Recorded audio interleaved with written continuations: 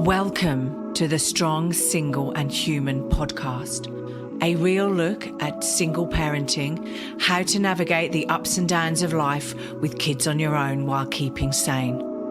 We cover all manner of subjects from domestic violence, dealing with childhood trauma, through to fussy eaters and how to help your kids become resilient. I'm your host, Claire Martin. Welcome. In today's episode, we have the privilege of delving into the captivating realm of Bobby Huntley, the brilliant author behind the mesmerizing novel Mothers, Please. Bobby is a very gifted and insightful educator of 19 plus years and has produced a thought-provoking self-help book for single mothers raising sons without the help of the father or positive male role models. Within the book, Bobby lists 8 mistakes that single mothers make in raising their sons.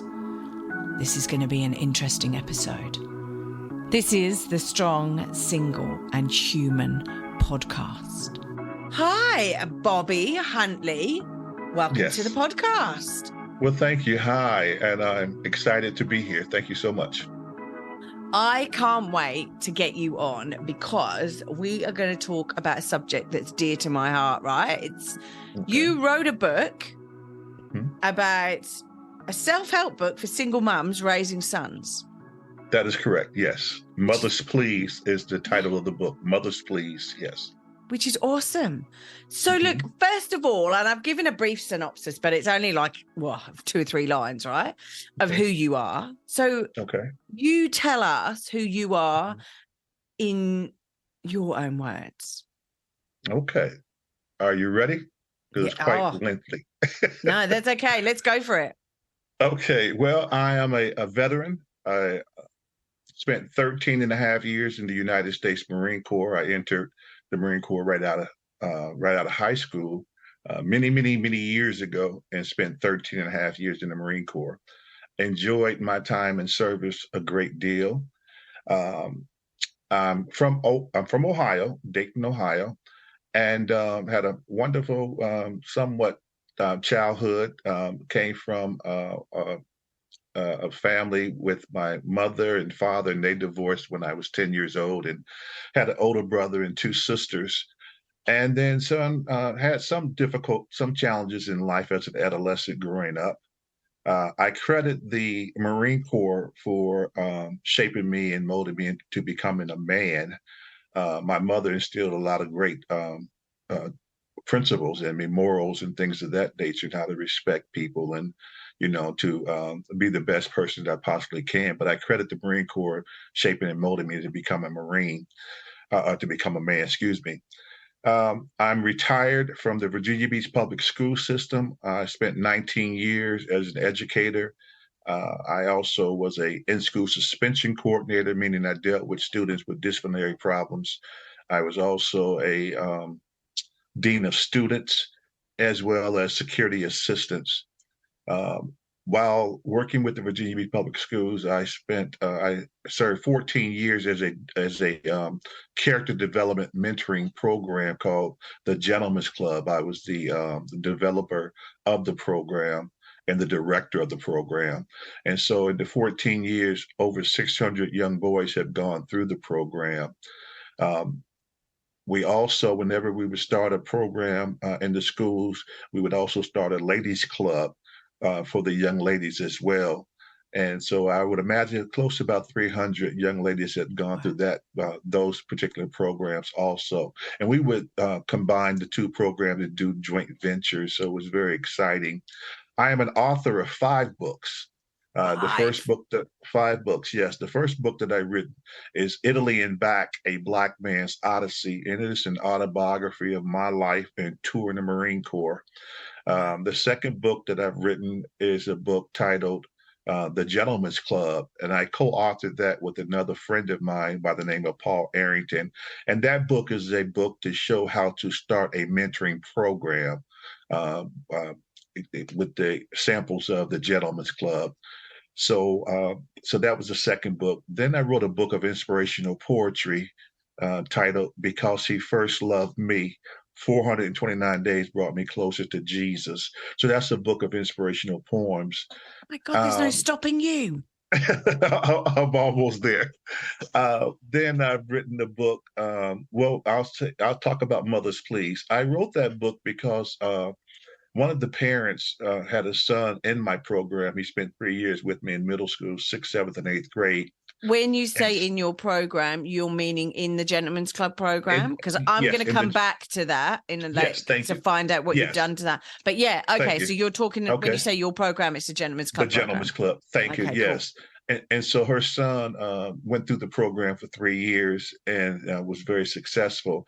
And she had been asking me, she said, Mr. Huntley, you've written several books. How about writing a book for mothers to help us with our sons? Yes. And I turned that offer down for quite a few years because I didn't think I wanted to write such a book like that. A lot of the books that I've written is based on my life and things that I've experienced. But after about 2 or 3 years, I decided, why not? I will write the book.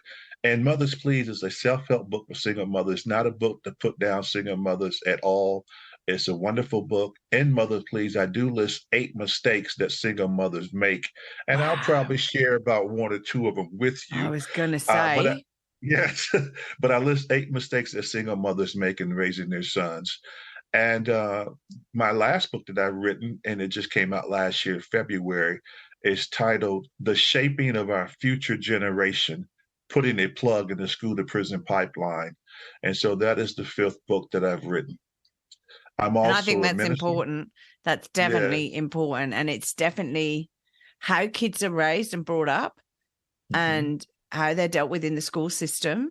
Definitely, I think contributes to how whether they go to prison or not, and how they get on with their lives, basically. Absolutely. I'm also a pastor of Test of Faith Ministries here in Virginia Beach. I've been a pastor, minister for 20 years now.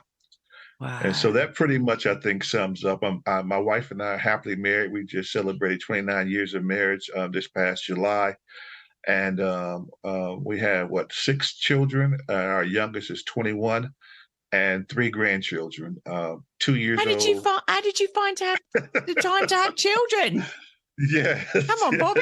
Crikey. Very, very busy, very busy. But 6 grown adults, children, and 3 grandchildren. And so I am truly blessed. Wow. So Wow. that pretty much You sums it up. you definitely are. And I don't know how you have the Yes, time to write 5 books, do the yes, mentoring programs that you were doing and yes, all of the and yes, pastoring and all of the other stuff that yes, you do. Like you're yes, busy. There's no sitting still yes. for you, is there really? Well, even with my retirement, I had a speaking engagement yesterday after my church service. And but I try to stay busy. When you're Well, it's moving around a lot, it's exciting. exactly. Well, that's what you want to be doing, don't you? Moving around. Yes. If you don't move, you lose it or whatever it is. There you go. So yeah, no, exactly. Yes. So look, so let's go back then. The Gentleman's Okay. Club that you were talking about, Mhm. right, was a mentoring program. Talk to us a Yes. little bit more about the Gentleman's Club and what that actually was and what you Okay. did within that, because that then has led you on to write this book for single moms, which is awesome. Absolutely. We need as much help as we can get, right? So, Okay. Wonderful. Well, I always start out by saying that I am not the creator of the Gentleman's Club. When I okay. was first hired in the school division, I worked at a middle school, and I met a teacher, and he was the director. He formalized the Gentleman's Club. And so my second year working there at the school, he felt he no longer could do the program because his workload got even more so. So he asked me if I would take over the program. And so I did just that. And in that first year that I took over the program, we really took it to another level. And then I was hired to go to another school, and I started the program and did it for 3 years at that school. Then I transferred to an alternative high school, did it for 2 years, and then I went to another middle school and did it for 10 years. And so we really did quite well with the Gentlemen's Club. It is a Yes. program for all the boys. It's no requirement other than just be a male student. I accept you whether you have good grades, bad grades, in trouble, no trouble, whatever the case may be, because the purpose of the program is to instill pride and integrity into the lives of these young men. And so we would do things like teach them how to tie a tie, how to properly shake a man's hand. We would also teach them proper dining and etiquette class. We'd teach them salsa dance. These are some of the things we interacted with the Wow. young ladies in the young ladies club. So we would teach them, to show people that chivalry is not dead, that we're raising these boys to be fine young men, and to take care of themselves with proper grooming and just how to be respectful. And in doing these things, one of the first things that we would do is teach them the level of respect. And with the respect, RESPECT, we have an acronym, and I'd like to share that with you with respect. Yeah. The R for respect is recognizing and accessing and understanding today's youth. The E is encouraging them to succeed despite their circumstances. S is seeing through their eyes what the world has to offer them. P is to plan to lift them up, never tearing them down with words or deeds. E is equipping them with the tools needed to succeed in life. C is challenging them to love themselves by respecting themselves. And T is trusting that the seed you deposit into them will bring forth its fruit in its season. The Gentlemen's Club has proven itself through all the schools that we've been a part of. Um, it's reflected by decreasing the level of written referrals. It decreased the level of disciplinary action. It increased the attendance level at the schools. The morale went up. It even was a huge effect of in their own household. The mothers was noticing the difference in their sons' mannerism. The kids were coming home wanting to clean up, to do the dishes, to help mom set the table, to start folding their own clothes, washing their own clothes, making their beds up. All of these things I share with them. This is what a man does. He takes care of himself. He takes care of his household. He takes care of the women that's in his lives. And so it is truly a remarkable program. We've been featured in many of the television on commercials, excuse me, not commercials, but television interviews and our local newspapers. We've been invited in other cities and states to talk about this program. So it was widely recognized here in the state of Virginia, and in other states had inquired and started their mentoring program based on this concept as well. Oh my gosh. And were the boys volunteers to the actual um gentlemen's club, or did you actually get some boys that were like told you need to attend this, guys, because you've been disrespectful, or you've need to learn some manners, as it were, from the country I come from? That's what we would say. Right. You need to learn some manners. So what was the case with the boys that actually attended? Great question. Yes, it came from different sources. Certainly, when the other students saw our young men come to school in their shirts and ties and suits, it opened their eyes, and they wanted to find out, well, why are they coming to school dressed like this? And that's what our attire was when we had our meetings. They come to school wearing suits, and they wear their suit all day long. We had young men that when they faced disciplinary action, it was offered to them by the principal. Listen, we would put this on hold if you join this program.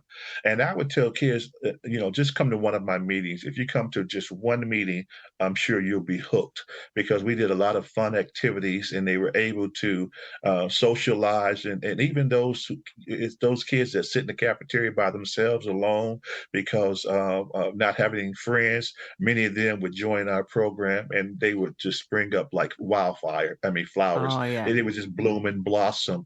So parents, when they found out about the program, they were excited about putting their sons in the program. And even kids that was in elementary school, when they came to middle school, they were ready to join the Gentlemen's Club. So it came from a lot of places, from seeing our young men dressed in suits, teachers referring these kids, parents referring these kids, the principals referring them, and all sorts of manners. So it was something spectacular to see. Even the community would get involved. The community would see the work that we've done, and they would call and ask, what can we do to help? I would say, well, we certainly could use more ties. Some students didn't have dress shoes, so they would donate money. The men would go in their closets and get shirts and trousers and suits. Wow. We had one teacher whose father, she said he was a dapper. He wore suits all the time. So she donated $100 to help buy a suit for one of our students, So we had the community got on board, the teachers got on board, because the teachers saw the change in the classroom. These kids were sitting up front, raising their hands, asking questions, speaking to the teacher when they come into the classroom. Good morning, good afternoon. How are you doing? How was your weekend? So all these things was truly magnificent. Why do you think in just teaching these kids manners, respect for a certain extent, why do you think it had such a profound effect on their behavior in the classroom and their behavior outside? Well, I think coming from a male's perspective, because keep in mind, a lot of these students, unfortunately, a lot of them are coming from a single parent household, Yeah. where it's just mom there or grandma there, and then excuse me, their sisters are there, and so not a lot of boys are around, and certainly not perhaps a father or a positive male role model. So when they get into a program like this, the Gentlemen's Club, they see a gentleman, they see someone. I mean, I'm 6'6", 370 pounds, so I'm a big guy, Oh but my God, well, I still, wouldn't fight with you. right. But still, there's a softness to me. Yeah. And so they just gravitated towards that, and they came in with their eyes wide open. They were eager to learn. But what's interesting, our very first field trip that we would go on would be to the Virginia Beach jail. That's the first field trip every year, is to take our young men to jail. And we would go to Wow, that would have been an eye opener. and I wanted their attention. That was my attention gainer. And so the thing is, they would go to the courthouse and listen to many of the cases that's being presented. We would go to the jail. We would put them in the cell, close the door, lock them behind bars, let them see there's 15 beds. There's the toiletry. There's the shower with no curtain, the toilet with no door. This is where you'll be at when you get into trouble with the law. And so I wanted to show them what one side of life could be if they choose the wrong road, if they don't stay focused. In fact, one of the models that we have is that if you're not on the right path, the wrong path lies ahead. And so I wanted them to see what the wrong path looked like. And once we came from the courthouse and from the jail, I had their attention, and now it was time to perhaps shape and mold them into becoming the men that we desire them to be. I'm going to get onto your book in a minute, but I've got so many Sure. questions about this gentleman club. Yes. Did you, and I've read books about, and God love you for doing it, right? Well, I've read books about all the things you go through to become a Marine, right? It ain't an easy job. Like, one, it's not an easy job. Two, they don't just let anyone in, right? Do they? I mean, it's a bloody hard selection process. Did you use any of the techniques that were used on you as a young man joining the Marines to actually shape and influence these guys, these kids, boys? Absolutely. When we would, and that's what separated us from a lot of other clubs and organizations, and from a lot of other students, perhaps, when we go to different activities. We're not the only program. There's several other programs, within the school district, but we were set apart. You can certainly see who the Gentleman Club were because of the discipline that I instilled in them. Of course, that came from being a Marine. How they walked and how we formed a line, and we in a single file. Moving with me having limited. Not having to say a whole lot, but just the direction, how I moved, they moved in the same mannerism, how they set up, how poised they were, how they communicated. Yes, all those things was form of discipline that I learned in the Marine Corps, and that we listen, we don't interrupt. When we speak clearly. Our voices are heard. We're attentive, and so all these things, no doubt, all those things was I attributed being a Marine is how I passed that along to these young men as well, and they gravitated towards it. They really did. You didn't get him doing 50 push-ups or like running around the. No, no, no. We didn't do anything physical in that Yeah, regard. It was all but it's a mind mental. thing, mental. Absolutely, it was all But that's mental. like Yeah, 95% of like the effort, isn't it? If you can tell yourself you absolutely. can do something or you're Yes, determined to do it, yeah, then yeah. you'll do it. Yeah, one of the things that I would love to do with them is ask them questions, and I would tell them, I said, "I always want you to raise your hand in the classroom. If you think you know the answer, raise your hand. If you get the answer wrong, don't be embarrassed because a lot of kids sitting there will not dare raise their hand. I want you to raise your hand. If you get the question wrong, guess what? You'll never get that question wrong again. You'll Correct. always remember it. So don't be afraid to fail. Don't be afraid to be wrong. Just learn from it and move on." Yeah, no, exactly, Yeah. exactly. So, mothers, please. I don't know Yes. if I want to delve into this or not, right? It's So quite all you're right. saying, right? So you're saying there are some mistakes, Yes. 7 of them, 8 of them, 8. Yeah. 8 That's mistakes. 8 I'm 8 sure there's 8 that loads I put more. together. I was going to say, I'm Absolutely. sure there's loads more. I can Right, just, right, yeah, I can imagine right. there's loads more. But there's Mhm, 8 mistakes mhm. that mothers make in raising Yes, their sons. yes, yes. So let's Uh, let's see if I've been making some of these mistakes then. okay. Well, I wanna start with the title first, Mothers Okay. Please. Yes. I was working as a dean of student and, in charge of disciplinary and things of that nature with the kids, and I was at an alternative school. So just keep in mind that are you familiar with an alternative school? No, I was going to say, what is an Okay. alternative school? Well, your regular schools, the kids are at, you would ask a teacher or what have you, they would say, well, at this particular school, we have some great kids. About 90% of kids are doing great. We only have issues with probably about 10%. Right. Well, at an alternative school, the issues are with 100% because these are kids who got in trouble at their regular school and was sent to this alternative school now. So So at it's an like a alternative school, correctional school as such. exactly. And it's also everyone that's there is there because of disciplinary actions. Okay. So I'm Wow. at this alternative school and I'm, addressing these students and trying to correct their behavior of such. And whenever there was an infraction, I would contact the parent, usually the mother.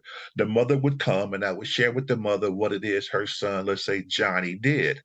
And so if I'm telling the parent, I witnessed your son do this, or I was told that your son had this infraction. Now I'm telling the parent this as an adult to an adult. The mother would turn to the child and say, "Did you do that?" And the child would normally say, "Well, no, it wasn't me." And the mother would look at me and say, "Well, he said he didn't do it." And Oh I'm my like, "Well, God, ma'am, mine would get a good clip round the right? ear and I would give him a We're hard talking to when we got home. right. So we're telling you that this is what your son did, but you're taking your child's word and not the adult's word. And so I would think to myself, mothers, please, really, you're not believing what we're telling you as the Yeah. adult, as the administrator, what have you. And so that word just kept sticking with me, mothers, please. So when I wrote the book, that's why I titled it Yeah. Mothers, Please. So Wow. one of the mistakes, but I don't know, if it's different there in Australia, but I doubt it. I doubt it, but well, okay, so here we go. A lot of times, if the father's not in the household, if there's not a positive male role model there, and it's just the mother and the daughter, the son or sons, 6 years old, 8 year old, 10, 12 years old, whatever the case may be, oftentimes the mother would say, well, you're the man of the house now. You're mm, mommy's little man, and you have to be a man and help mommy around the house. You're the man, you're the man, you're the man. The problem with that, it's been my experience that these boys who are 12, 14, 15 years old, they're in school and they meet a male teacher or a man in a position of authority and they want to challenge their authority. And I would have wow. some boys say to me, well, I'm a man like you a man. And I would correct him. I'm like, well, what do you mean you a man? You're not a man, you're a boy. Who told you you were a man? My mama told me I'm a man. And I would have to explain to that child what it takes to be a man. Mm, There's responsibilities to be a man. I would ask them, well, let me see your driver's license. Well, let me see your pay stub. Well, tell me the last bill you paid at home. Well, tell me that who you so I would share with them the characteristics of a man. And of course, they didn't have those attributes. And I would tell them it's okay. You're a boy and you have your whole life to grow up to become a man. It's men that's 40, 50 years old are having a hard time being a man. So I would Yeah. say, mothers, don't put that pressure on that child because they have no clue of what it takes to be a man yet. And so Yeah. that's one of the mistakes that I see that single mothers Yeah. make is telling that child that they're a man. You're putting too much responsibilities on a boy who's not equipped to handle that pressure. Yeah. Well, no, that's Yeah, fair enough. I mean, I say to my son, we're a team and I need you to mhm, work with me. But certainly. but yeah, no, I agree. No, it is Hmm. because Hmm. if you're saying you're the man of the house, right, Right. then that's a lot of pressure on a 8-year-old, Absolutely. a 9-year-old, Yes. even a Yes. 15-year-old. Hmm. Yes. Wow. Okay. Um, So we've got to stop uh, saying that. it would be my recommendations to do so. Yes. That's okay. Uh, Thank you. So another mistake that I'll share is um, mothers have a tendency to, and I think we had talked about this early on at one time, you and I, but mothers have a tendency to want to bash the fathers, to talk about the child's father and Yeah. absence In of a the bad father light. and Yeah. a bad like. And what you're doing is you're painting this bad image, and it could everything you Yeah. say could be true, but again, you're putting too much adult topics or adult information into this child's life, and in doing so you're keeping this child away from their father because a boy needs to have a Yeah. male in their life. Now, no doubt if the father's abusive, the father's hurting the child, the father's whatever the case may Yeah. be, then that's Addicted or one thing, whatever. Yeah. right? But you need not speak ill of the father. You need not Well, speak and ill of the father. yeah, and I know you and I have had this conversation Right. because my view is um your child Right. loves you may not love your ex-partner, right? And Right. that's okay, right? You're an Mhm. adult, but your Mhm. child Mhm. loves you as their Mhm. mother, but also loves their father, right? And Absolutely. in you bad mouthing their father, right, it puts them in an awkward position because they go, Right. well, he's my dad and I still love him. He That's right. may have problems, he may have faults, but Mhm. it's still his dad, right? And I That's right. suppose Right. my way, I sit and I look at it and I go, well, doesn't matter whether somebody bad mouths my father or whatever, I would still love him because he's my Right. dad. Right. Mhm. And same with my Right. mum. Right. And I mean, I'm fortunate. My mum and dad are still together. God knows Mhm. how or why. But like, because oh my gosh. But Certainly. but at the end of the day, right, they're still together, I wouldn't have a problem. But if my mum had badmouthed my dad, Right. I'd still love my dad. So it's just Certainly. I'd think less of Certainly. my mum Mhm. bad mouthing my dad. Yes, yes. I'll share another one is that mothers use their children, their sons, as pawns Yeah. because the father's not being active, the father's not paying child support or whatever the case may be. And the mom said, if you want to see your son or your child, you have to pay me X amount of money. You have to do this Yeah. for me. And again, I know this from experience and from what I've seen and witnessed myself. And all that does is cause a lot of damage and emotional instability with that child and in that Yeah. household when you're holding that son from being around their father. Um, it's interesting when I would do I can't do it here, but if when I have a targeted audience, Yeah. uh, I would demonstrate. I can always tell when a boy is being raised by women because of their mannerism. I can always tell when a boy is not around a man that there's not a man in the household because our children they imitate us. Our Yeah. children see and they hear your communication. They see what you do, and a lot of times, the mother is with their son, and of course, the little boy goes into the women's restroom. If they're out with the mother, the little boy perhaps maybe come into the restroom at home with the mother, depending on the age. And so the boy sees how the woman gets dressed, and I would if I'm in an audience, if I'm speaking.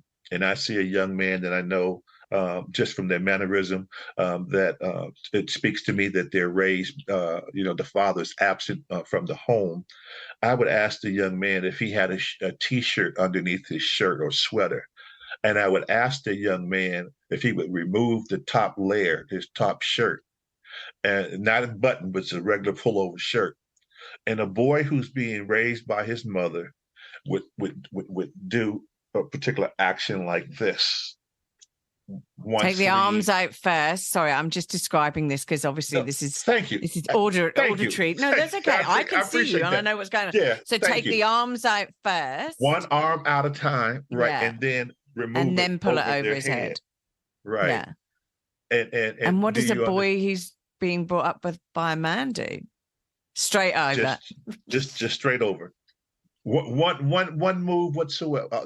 Just one move. Yeah. Period.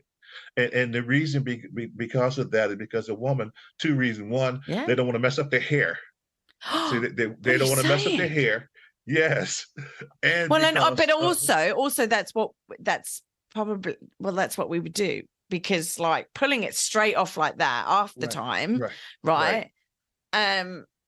We might not have an undershirt on, or our undershirt then exposes us because it rides up with the other shirt, right? Right. And being ladies, we don't want to go down that avenue, right? Of exposing our bodies to the world, right? Exactly. But, wow, that's interesting.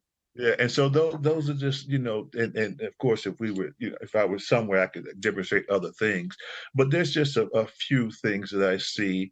And again, the book is not to put mothers down. And a matter of fact, let me read the back of the book that I have.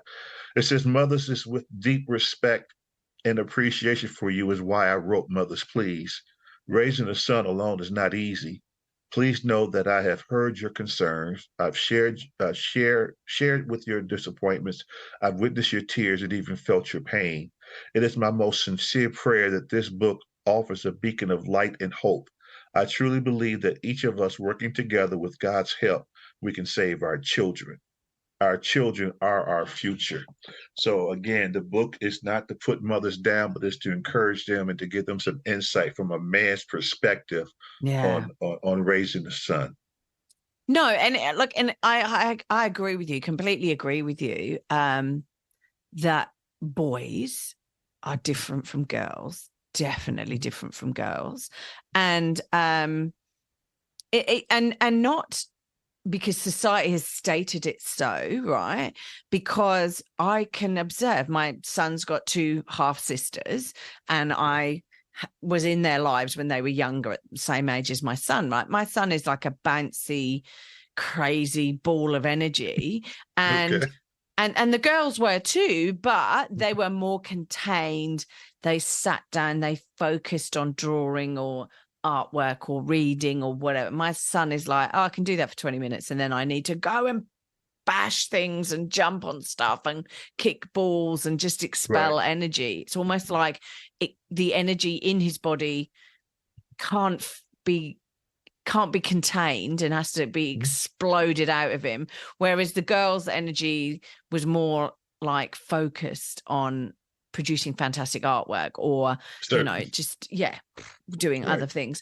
But so can single moms, and like I come from the UK, my family all live in the UK, live in Melbourne, Australia, so I have a fantastic network of people around me, but I don't have my family around me. I don't have my father here, my brother here, and so those male connections that my son really needs, right? So how can single mums raise good sons? How do we even start to do this? I know you've touched on a few things that we must stop to do, but what can we, so we can stop doing those, but what should we be doing on the other hand?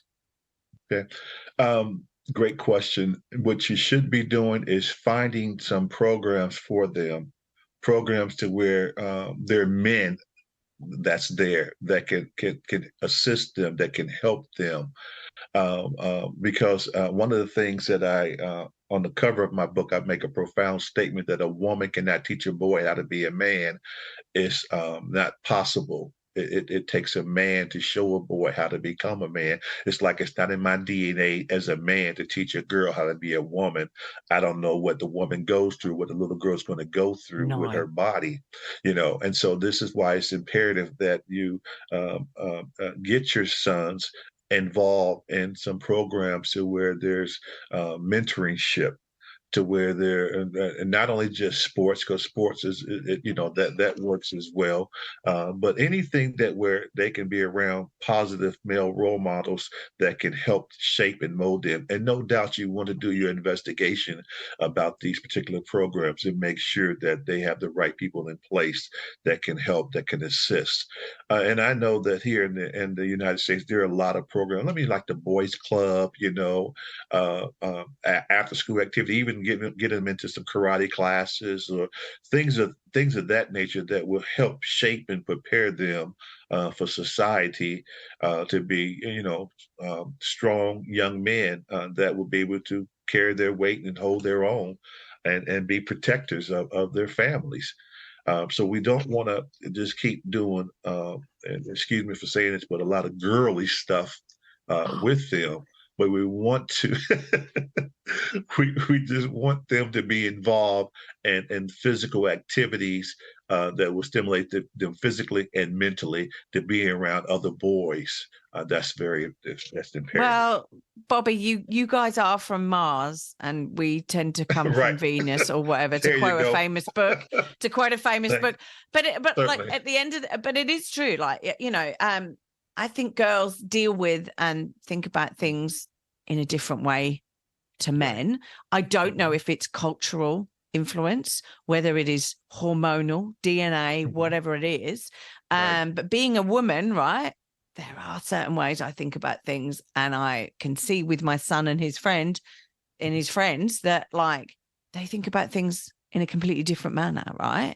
Absolutely, yes. Problem solving and all of those things. And I think we, as a species, we complement each other, and we need to recognize that we do things differently, but it is about recognizing that and moving forward with that. So while you were talking there, one of the questions that popped to my head is like, what is a good age to get your child into a mentoring program? I mean, my son, he plays baseball. He's a New York Yankees fan, so don't even go there, right? He he loves Michael Jordan. Although Michael Jordan doesn't play anymore, and LeBron James and all of this stuff. He plays AFL Aussie football rules, and he plays soccer, right? So he does a lot of sport. Wonderful. But and he's 7, okay? So should we be encouraging this at 7? Should it be younger? Or should there be more gentlemen's club sort of situations and mentoring clubs at an older age? I don't know. As early as elementary. Yes. Okay. And so elementary third, what fourth does grade. that? Well, here in the United States, it starts at kindergarten. Okay. Kindergarten, first grade, second grade, third grade. Okay. Yeah, fourth grade, fifth. Yeah. Yes. So as soon as possible, basically. As soon as possible, absolutely. Because see, when I shared with you that our first field trip is always to the jail. And one of the things that when they go there, we go into a classroom, and the sheriff always have an inmate that will come and speak to our young men. And the inmate is in this jumpsuit that is received from the prison or the jail, and hands are shackled, feet are shackled and chained, and they always share their story as to what brought them or what led them into crime and things of that nature. Wow. And out of the 9 out of 10 times, the inmate will say that my problem started in middle school when I started misbehaving. I started hanging around the wrong crowd. When I got to high school, it got worse, and I decided to drop out of high school and started stealing, started selling drugs, whatever the case may be. And they all would say that if I had a program like this, I know that I would not be in trouble. If I had someone, if I had a Yeah. man that cared for me like your director cared for you, I wouldn't be in the problem. I wouldn't be the person who I am today. And so it starts as early as elementary school, a program like this that will help and shape and develop the mind into a positive attitude. It's very vital that programs like this exist. And I think you hit the nail on the head, right? It's about having somebody. I mean, we're mums, we care about our kids, right? But at the end of the day, we might be doing 2 or 3 jobs, right? So although we care and love our kids and would die for our kids, right? We Absolutely. can't necessarily be there to cover off all bases because Mhm. we're working, we're doing stuff. And therefore that's where the neglect and where they feel abandoned and all of these sort of things come in, because we've got to put food on the table, put a roof over their That's heads and right. stuff.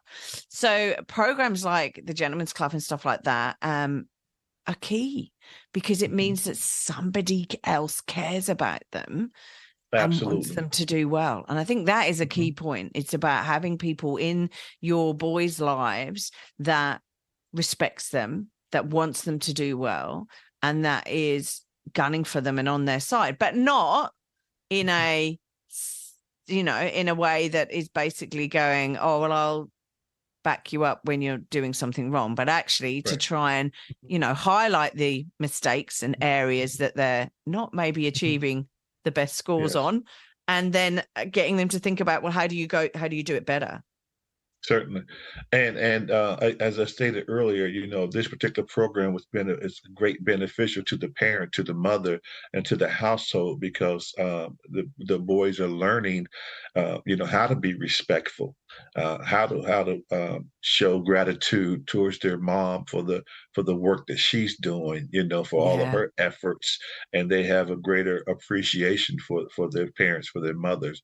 I've gotten myself in trouble with some parents, and they say, "So are you telling me that as a mother, I don't know how to raise my son?" No, that's not what I'm saying at all. Because there's been some single mothers done a great job in raising their son, but again, I say that you did not teach him how to be a man because it's not physically Yeah. possible.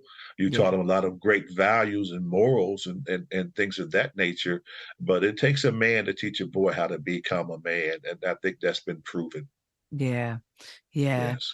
So, another question I would have for you is, how do we, Okay. you boys, that's all I'm going to say, you boys and you men, right? Yes, Um, yes. you do like taking risks, and you do like, but I've got to say, as parents, especially as our boys tend to move into their teenage years, as parents, um, we got to back off, right? When they start to move Yes. into their teenage years, we need to back off. But how do we make sure that our kids, our boys, are safe in those teenage years, right? Because Yes. I'm not looking forward to it, Mhm. because that's when boys experiment. That's when they make mistakes. That's when, hopefully they don't make mistakes that are fatal to themselves or to their Right. careers or, to their Right. grades, etc. Mhm. But how do we let them grow safely? How do we let them experience life? And again, this is where this particular program comes into play here. Because we teach them. I shared with them my life experience as a boy. I teach them. I share with them the many mistakes I made growing up. And that I don't want you to walk down that particular road. I want you to do this. So I share with them real life stories. And that's what a man, I think, will do, is share their experience, and tell them that. As an example, I know that one of the things I learned from my father, he would tell me and my brother that when you get older, I don't want you riding in the car with a bunch of guys in the car. You can't drive my car with a bunch of 3 and 4 guys in the car because that brings too much attention to you Yeah. from the police officers. I don't mind you riding with a friend up front in the passenger seat, because the other issue is this. You got a bunch of guys in the car and your rear tail light is out, it's broke, and you get pulled over by the police officer. You don't know what the other guys got in their pockets. You don't know if No. someone has a knife in their pocket, they have drugs in their pocket, and they can take it out of their pocket and stash it in the back seat, and then they pull everybody out, they search the car, and you're held responsible. So these are Well, type of yeah. things that that a man would share with a boy, things to look out for, how to Well, and avoid and getting in also, I mean, trouble. it's and although you're in the States, right? So you're in the States, Certainly. and we've all heard about the troubles and things that are going on in the Yes. States about Yes. race and color, and Exactly. LGBT plus Yes. community gets getting in trouble with Certainly. various different factions and stuff like that as well. But we also have all of these different things over here as well. I mean, I'm in Yeah. Australia, right? But Certainly. we definitely have all of that over here. There's Italians, there's Greeks, there's Mhm. there's Lebanese that are over here in all the various different cities. Certainly. And so it's very good information that you say, Mhm. basically, don't get in a Right. car with four black guys. And also, if you're the Right. driver of that car, Right. you got to Yes. be aware of what your friends have got on Absolutely. them and what that's going on, right? Because Yes. you could be in trouble. You could be the one in trouble, and it's not Yes. even your stuff. That's right. Yes. That's right. So there's a lot of stories and a lot of things that a man would be able to share to and again, I wouldn't tell that particular story to a boy in elementary school, but No. certainly in middle school and in high school, because Yeah. they're getting ready to get their driver's license, Yeah. so it's based on their age and their mentality as far as what I believe they can handle at that particular age. Yeah. Yeah. No, I Yes. agree. I agree. No, that's fair enough. Yes. That's fair enough. Look, Hmm. well, I'm not. Let's not delve too much into this book, right? Because people need to buy Okay. it. And Certainly. actually, but within the book, Okay. I'm going to say let's not delve into it, and then I'm going to delve into it. But within the book, That's right. do you Yes. actually you've actually brought out these 8 mistakes that us single mums do, but then have you Mhm. actually put in there like solutions and exercises and things like that that they can actually do themselves or partake in, or give them solutions to actually these mistakes that we're making? Well, one of the things that's in the book, it is a questionnaire because Oh, as we started this conversation, you say, well, let's see how many mistakes I make. yeah. So in the book, there is a questionnaire that I think it's maybe 10 to 12 questions that I ask that whoever purchased the book to fill out, so they can get in it, so they can be truthful with themselves as far as perhaps some of the mistakes that they've made. So that's in the book.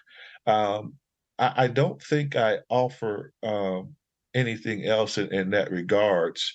Oh, Not okay. that I could, not that I could think You of. just talk about the situations and the mistakes in the book and what Right. mums But but need I to do, stop but I doing. do, right, and I do indicate another big thing is that because I don't know, I'll show you the cover of the book. I don't know if you had the opportunity to look on my website, Oh, but okay. the cover of the book is a picture of an inmate Yeah. in a jail cell. Because again, the model that we have is that if you're not on the right path, then the wrong path lies ahead. Yeah. But one of the things I tell the parents also is, mothers, stop cleaning up your son's room. Stop washing their clothes and folding up their clothes and doing all these things, because this is what happens. If a mother does this, middle school students, high school students, you have parents that 17, 18-year-old boys, young men at home, and the mother is still fixing their food, still bringing their plates to them, presenting their food at the table to them. And what the mother's actually doing, I think in her subconscious that she's not aware of, you're treating him like that's your husband. Mm, You're treating him like he's the breadwinner. And what you're doing is you're setting him up to find a woman that's going to do the same thing for him, that's going to constantly cook for him, wash his clothes, and do all these things for him. And perhaps he just lay on the couch or play his. You have a lot of guys now that sit at home and all they want to do is play their games. yeah. They play their while the woman is doing everything. She's Yeah. the provider. Well, She's cooking. She's washing. She's doing everything. it's either the husband or you're still treating them like babies, right? So they're never going to grow up, right? They're never going to take the responsibility of going, oh, I need to feed myself. Maybe I need to help out and feed the rest of the people who I live Right. with. Right. So And they're so what never going to happens? learn to do chores. Right. And so what happens when this takes place? The only reason that young man will leave home is when he finds another woman that would take the place of his mother. that will Yeah. do the same thing You're his right. mother did. Yeah. That's the only time that young man, that child, will leave home, if he go to a place where a woman has her own place, her own house, job, her own Yeah. car, and can take care of him. Then he'll be willing to leave his mother's comfort, his mother's Yeah. home, based on those instances. Yeah. Yes, Yeah. And and that personally, that's not one thing that I would want my son to be doing. I want him to go out in the world. I want him to go and experience the world, enjoy the world, do whatever makes him happy within the world, right? But not to right. be going out there and finding another woman to look after him.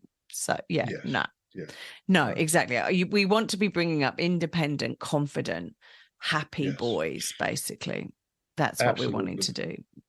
So Yes. look, where can people get your books? Are they on Amazon? Are they on your website? Where can people go? They're on Amazon.com, yes, and also my website, which is B Ray, Braye Huntley, Huntley,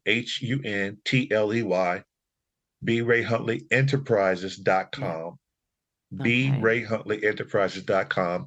Yeah, there you'll see a lot of things pertaining to the Gentlemen's Club, a lot of photos with me and the young men, a lot of things that you'll see photos of there's some videos as Wow. well. So all that is on my website under the Gentlemen's Club. A lot of photos with some of the things we've done. We even had opportunity to take a tour to the White House, to visit the White House a couple of years ago. We go to colleges, universities, out to dinner, all sorts of things. That's awesome. To the to the sports complex, to colleges, universities, all sorts of field trips to open their minds and to broaden these young men. Absolutely, the books are available there, and so you'll learn pretty much about who Bobby Huntley is on my website. And if people want to get in touch with you, can they contact you via the website as well if they want to have a Absolutely. discussion with you? Yes, yes, please do. Or you can email me at HuntleyBR. Yeah, HuntleyBR at yahoo.com. HuntleyBR at yahoo.com. And certainly all the other information is on my website. Feel free Wow. to reach out to me. I would Awesome. really look forward to that. Yes. Awesome. Awesome. Look, thank you. I love talking to you because Thank you. well, one, you're giving me lots of hits and tips and hints to bring my son up, but like you've just doing so many and you have done so many positive things for boys, right? And they need a help, Absolutely. right? Because Yes. society is tough on boys, right? Absolutely. And Absolutely. I think it's getting even more confusing for our boys in Yes. the society that we've got, and with Instagram and social media and all of that stuff. Yes. There's Absolutely. lots of pressures being put on girls, right? But I think there's also lots of pressures being put on boys, and the messages that they're getting are very confusing, right? Yes. So yeah, they need that correct messaging and to be respectful, etc., etc. Absolutely. Final question. What's a Yes. piece of advice that somebody's given you that you still use today? Mm. A lot. There's a lot of advice that I still keep. Um, but I think probably the most recent one that I shared with someone is that if you find yourself in a terrible situation, and you're in a room and you're being accused of something, um, the loudest person in the room is usually the one that's guilty. Wow. The loudest person in the room is the one that's guilty. The one that's quiet, that's speaking when it's his turn to speak, uh, that speaks, because the scripture says that a soft answer turns away wrath. So I've learned to make sure that, when I speak, if I'm in a situation, whatever the case may be, that I speak when it's my turn to speak. I speak clearly, and I listen. And it's been many situations that I've been involved in, and to where you can always tell the one that's lying and the one that's at fault. That's the one that's Yeah. doing the most talking, the one that's the loudest. Wow. So Wow. yeah, So keep in check of your emotions and absolutely, listen to what's being said to you. absolutely, and speak Yeah. when it's your turn to speak. Yeah. Yes. Yeah, no, that's fair enough. That's fair enough. Wow. Thank you, Bobby. Thank you so Thank you so much. much. Thank you. It's been a Such a pleasure. pleasure. Yeah, Yes. yeah, no, definitely. Well, look, you can get on with your day now. And Okay. it's been a pleasure talking. Thank you. Thank you. You take care of yourself. Thanks for listening. If you've enjoyed this podcast and you would like to hear more, please hit subscribe wherever you like to hear podcasts. If you would like to support us further, share this episode with your friends and family.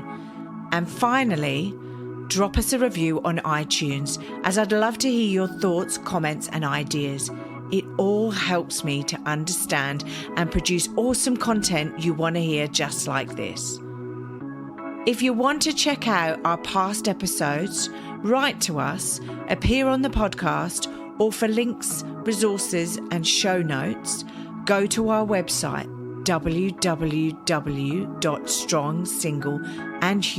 www.strongsingleandhuman.com. We are also on all the usual social media platforms, Insta, Facey, and Twitter. I hope you have a wonderful week, and I hope to see you back here again soon. Be kind to yourself, and remember, no one is perfect. We're all just putting one foot in front of the other and doing our best.